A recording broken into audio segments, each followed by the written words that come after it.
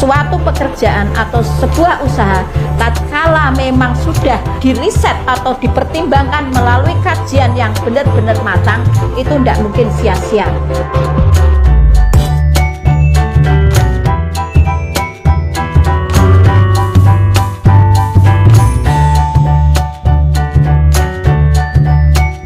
Assalamualaikum warahmatullahi wabarakatuh. Perkenankan saya Ibu Istiqanah dari CV Indo Arab Enterprise.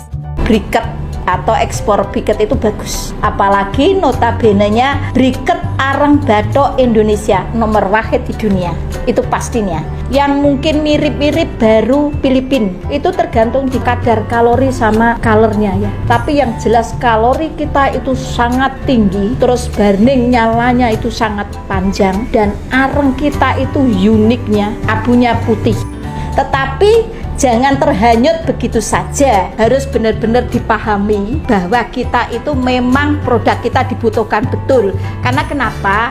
Produksi briket ini tidak bisa dipasarkan dengan mudah di Indonesia. Ini pasarnya 100% itu luar negeri. Kalau toh ada, itu paling di Jakarta, di puncak itu hanya beberapa ton yang tidak bisa untuk dinominalkan, untuk bahasa Jawanya dijaga nih. Untuk itu banyak pertimbangan dan banyak harus dipelajari. Apakah kita mau buka briket ini sudah siap pasarnya, sudah siap teknologinya, sudah siap linknya. Link itu dari bahan bakunya, dari mungkin link supplier packagingnya, dan dari ketersediaan daripada tenaga kerjanya, dan juga paham atas regulasi ekspor briketnya, biar nanti kita juga tidak kecewa atau tidak rugi. Karena kenapa? Banyak sekali orang-orang yang buka pabrik briket yang baru 2-3 bulan bahkan sampai 1 tahun itu tidak bisa produksi, atau bahkan mungkin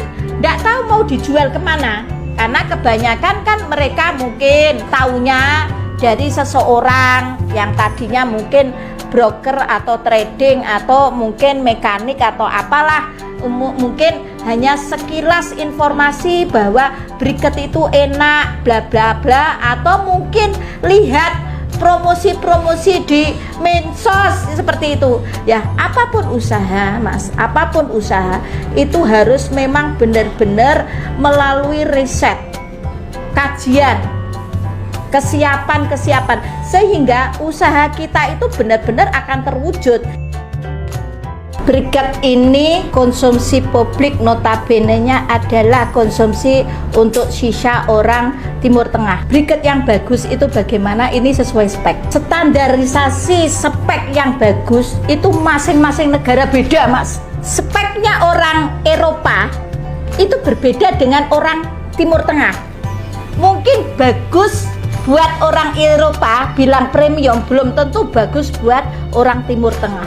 Kalau orang Timur Tengah itu kebanyakan ya dia mengutamakan glowingnya, baranya glowing harus nampak. Itu orang Timur Tengah itu harus, jadi warnanya kalau dinyalakan cantik, itu senang orang Timur Tengah. Kebanyakan Arab Timur Tengah dimanapun itu. Kalau yang orang Eropa yang asli orang sana, dia cenderung speknya kalori yang diutamakan. Warna burning itu nomor 2, tapi yang penting kalori, high kalori sama as content, yaitu yang bagus itu as content sesuai akademisi lab. Itu yang bagus ya, kayak orang Eropa itu harusnya teorinya seperti itu. Kendalanya memang saat ini itu bahan bakunya kita itu naik.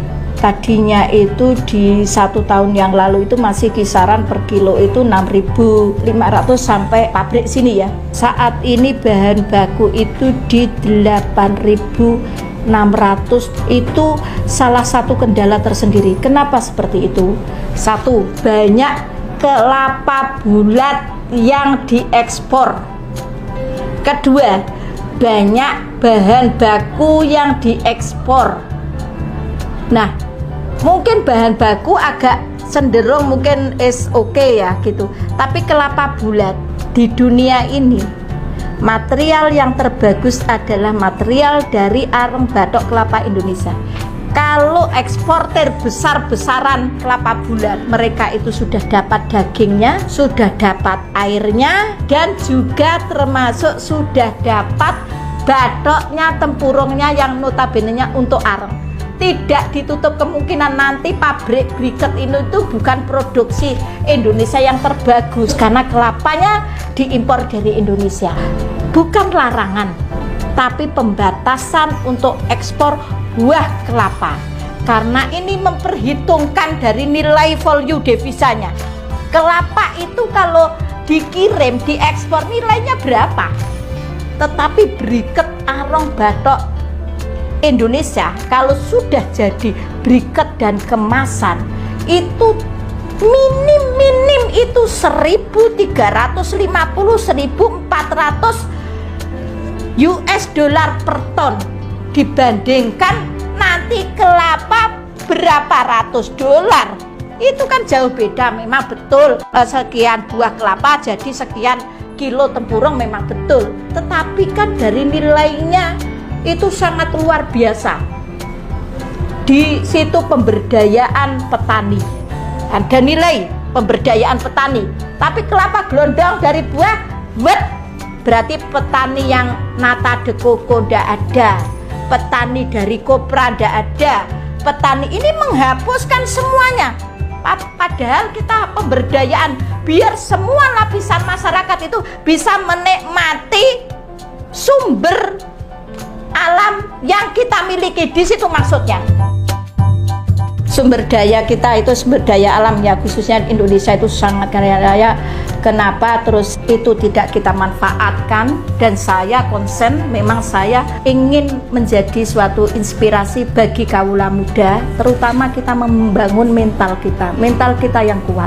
Kita harus bangga dengan bangsanya sendiri, apa yang bangsa kita miliki dan kita yang harus memperjuangkan, dan kita yang harus mengenyam, menikmatinya.